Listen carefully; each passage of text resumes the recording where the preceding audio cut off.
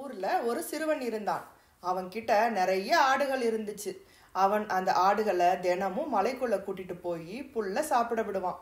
அப்படி ஒரு நாள் அவனோட ஆடுகள் புல்ல சாப்பிட்டுக்கிட்டு இருக்கும் போது அவனுக்கு ஒரு யோசனை வந்துச்சு. புலி வருது, புலி வருது, காப்பாத்துங்க காப்பாத்துங்க. எங்க புலி, எங்க புலி? மக்கள் ஏமாந்ததை பார்த்து சிறுவன் சிரித்தான். இனிமேல் இப்படி செய்யாத.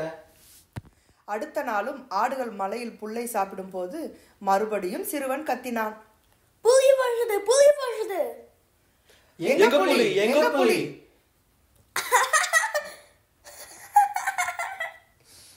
மக்கள் ஏமாந்ததை பார்த்து சிறுவன் மறுபடியும் சிரித்தான்.